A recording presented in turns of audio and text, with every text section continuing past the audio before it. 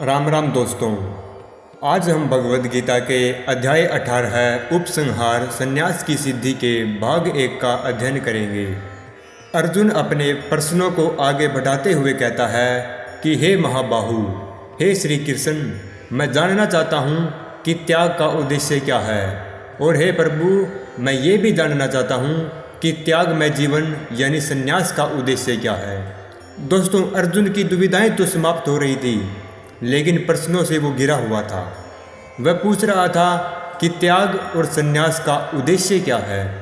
श्री कृष्ण अर्जुन के प्रश्न का उत्तर देते हुए कहते हैं कि इस संसार में 2 प्रकार के बुद्धिमान हैं।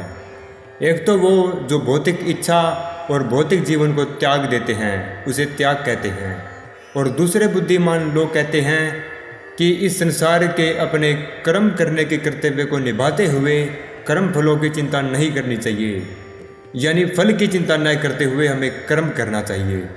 कुछ विद्वान कहते हैं कि सभी प्रकार के कर्म दोषयुक्त हैं, इसलिए सभी कर्मों को त्याग देना चाहिए, और दूसरे विद्वान कहते हैं कि अगर सभी कर्मों को त्याग देंगे तो यज्ञ, दान और तप जैसे कर्म नहीं कर पाएंगे, और भगवान के पास नहीं जा पाएंगे, और मुक्ति भी नहीं मिलेगी। इसलिए कर्मों को कभी त्यागना नहीं चाहिए, बल्कि उन्हें तो कर्तव्य समझकर करना चाहिए। श्री कृष्ण कहते हैं कि हे अर्जुन, मैंने अलग अलग विद्वानों के मतों को तुम्हें बताया, और अब त्याग के विषय में मेरा निर्णय सुनो।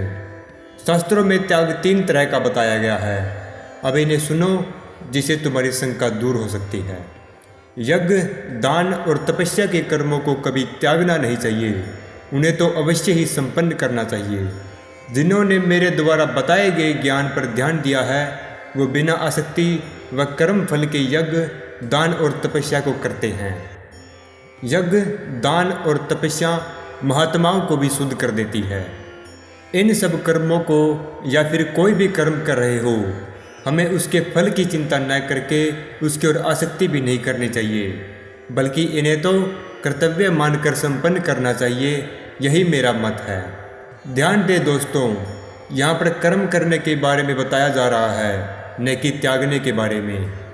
त्यागने तो फल और आसक्ति हैं। दोस्तों, कुछ विद्वानों का कहना है कि सभी कर्मों को त्याग दो, लेकिन श्री कृष्ण ऐसा नहीं मानते, बल्कि वे कहते हैं कि अपने नियत कर्मों को कभी नहीं त्यागना चाहिए।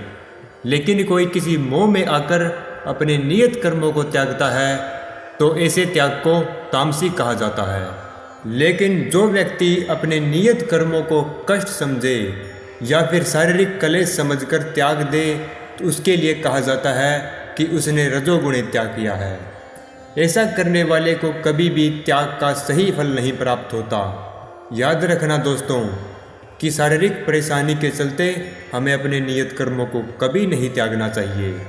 अब श्री कृष्ण सात्विक त्याग को समझाते हुए कहते हैं कि जब मनुष्य अपने नियत कर्मों को कर्तव्य समझकर संपन्न करता है और समस्त आसक्ति को त्यागता है, फलों के बारे में नहीं सोचता, ऐसे त्याग को सात्विक त्याग कहा जाता है, क्योंकि ऐसा त्याग हमें परम शांति प्रदान करता है। इसलिए कभी करके देखिए दोस्तों, सतोगुण में स्थित बुद्धिमान त्यागी, जो न कभी अशुभ कर्मों से घृणा करता है, न ही शुभ कर्मों में लिप्त होता है, वो कभी भी कर्म के बारे में कोई संदेह नहीं करता। अकुशल कर्म से कभी भी घृणा नहीं करनी चाहिए, और कुशल कर्म के फल में कभी फंसना नहीं चाहिए। यही श्री कृष्ण कह रहे हैं। दोस्तों, कोई भी मनुष्य अपने कर्मों को नहीं त्याग सकता, क्योंकि ये असंभव है। ये शरीर मनुष्य को क्यों मिला है? कर्म करने के लिए। अगर कोई कर्मों की जगह कर्म फलों का त्याग करता है, वही वास्तव में त्यागी है, न कि कर्म त्यागने वाला। दोस्तों, हमें हमारे कर्मों का फल अवश्य मिलता है, और जो त्यागी नहीं है उसके लिए इच्छित, अनिच्छित और मिश्रित ये 3 प्रकार के कर्मफल मृत्यु के बाद मिलते हैं। लेकिन जो सन्यासी है, उन्हें फल का सुख दुख कुछ नहीं भोगना पड़ता, क्योंकि उन्होंने अपने कर्म फलों को त्याग दिया था। दोस्तों, हमें कर्मों का कोई न कोई फल तो मिलता ही है, लेकिन ये बात कैसे संभव है कि कर्मों के फलों का त्याग करने वाले को कभी सुख दुख नहीं भोगना पड़ता? वेदांत में लिखित समस्त कर्मों की पूर्ति के लिए 5 कारण है। जो कि श्री कृष्ण हमें बताते हैं। पहला है अधिष्ठान यानी कर्म करने वाले का शरीर, दूसरा है कर्ता यानी मन, तीसरा है विभिन्न इंद्रियां, आत्मा इन्हीं इंद्रियों के द्वारा कर्म करता है, चौथा है अनेक प्रकार की चेष्टाएं यानी सांस जैसी क्रियाएं, पांचवा है परमात्मा, वही जो प्रत्येक हृदय में मित्र के रूप में आसीन है। दोस्तों, मनुष्य अपने शरीर, मन या वाणी से जो भी उचित या अनुचित कर्म करता है वो इन्हीं 5 कारणों के फल स्वरूप होता है। उचित कर्म यानी शास्त्रों के अनुकूल कर्म, अनुचित कर्म यानी शास्त्र जिनकी अनुमति नहीं देते। अभी अभी जो 5 कारण बताए गए थे उन्हीं से कर्म किया जाता है, लेकिन जो व्यक्ति इन 5 कारणों को न मानकर अपने आप को ही एकमात्र कर्ता मानता है वो बुद्धिमान नहीं हो सकता, क्योंकि वो व्यक्ति सब कुछ देखते हुए भी वस्तुओं के सही रूप को नहीं देख पाता। जो मिथ्या अहंकार में लिप्त नहीं होता उसकी बुद्धि भौतिक कर्मों या भौतिक इच्छाओं में बंधी नहीं होती। जो अपने कर्म फलों के बारे में नहीं सोचता वो पुरुष ज्ञानी होता है। ऐसे व्यक्ति का न कभी नाश होता है और न ही कभी पाप से बंधता है। ज्ञान, ज्ञेय और ज्ञाता ये तीनों कर्म को प्रेरणा देते हैं। जिसे जाना जाता है उसे ज्ञेय कहते हैं, जिसके द्वारा जाना जाता है उसे ज्ञान कहते हैं, और ज्ञाता उसे कहते हैं जो जानने वाला है, और ये तीनों ही कर्म संघटक है। शास्त्रों में प्रकृति के गुणों के अनुसार ही ज्ञान, कर्म और कर्ता के 3 भेद हैं जिन्हें हमें जानना है। सबसे पहले सात्विक ज्ञान, ये वो ज्ञान है जिसके परे कुछ भी नहीं है। इस ज्ञान से मनुष्य हर वस्तु का वास्तविक स्वरूप देख सकता है। केवल वस्तु ही नहीं, इस ज्ञान से सभी जीवों और निर्जीवों में उस अविनाशी परमात्मा को भी देखा जा सकता है। राजसिक ज्ञान के बारे में श्री कृष्ण बताते हुए कहते हैं कि जब कोई व्यक्ति अपने ज्ञान से विभिन्न शरीरों में भिन्न भिन्न जीव को देखता है उस ज्ञान को राजसिक कहते हैं। दोस्तों, प्रत्येक जीव में उस परमात्मा का अंश आत्मा है, तो अलग कैसे हुए? इसलिए सब समान है। और जिस ज्ञान से मनुष्य किसी कार्य में लिप्त रहता है ये आदत सबसे बुरी है। सत्य को जाने बिना किसी भी कार्य में लिप्त रहता है, उस ज्ञान से स्वयं को सब कुछ मान लेता है। ऐसे ज्ञान को तामसिक ज्ञान कहते हैं। जो व्यक्ति इस शरीर को ही सब कुछ मानता है, इससे परे कुछ नहीं है, ऐसा ज्ञान सबसे बुरा है। श्री कृष्ण अब कर्म के 3 प्रकार बताते हुए कहते हैं कि जो मनुष्य शास्त्रों के द्वारा निर्देशित कर्मों को बिना आसक्ति, बिना राग, बिना द्वेष और बिना कर्म फल की चाह के किया जाता है वो सात्विक कर्म कहलाता है। लेकिन जब शास्त्रों के नियत कर्मों को मिथ्या अहंकार के भाव से अपनी इच्छा को पूरी करने के लिए किया जाता है तो वो राजसिक कहलाता है। अगर इन कार्यों में से मिथ्या अहंकार कर्म फल को हटा दें तो यही कर्म सात्विक हो जाता है। और कोई कर्म किसी मोह में आकर शास्त्रीय आदेशों की अवहेलना की जाती है, जिन कर्मों को करने से ये नहीं पता चलता कि कितनी बड़ी हिंसा होगी, किस किस को दुख दर्द होगा, या फिर किसी को कष्ट पहुंचाने के लिए जो कर्म किया जाता है वो तामसिक कहलाता है। श्री कृष्ण अब कर्ता के सभी प्रकारों के बारे में कहते हैं कि जो कर्ता भौतिक गुणों में न आकर अहंकार को त्याग कर संकल्प उत्साहपूर्वक अपना कर्म करता है और सफलता मिले या न मिले हमेशा एक जैसा भाव रखता है, यानी न तो अधिक खुश होता है और न ही अधिक दुखी होता है, वो सात्विक कर्ता कहलाता है। लेकिन जो कर्ता अपने कर्म और कर्म फल में आसक्त होकर उनके कर्म फलों का भोग करना चाहता है वो राजसिक कहलाता है। ऐसा कर्ता सदैव लोभी, ईर्ष्यालु, अंदर व बाहर से अपवित्र होता है। सुख दुख में विचलित होकर केवल खुद को ही परेशान करता है। और तामसिक कर्ता वो होता है जिसमें ज्ञान का अभाव होता है।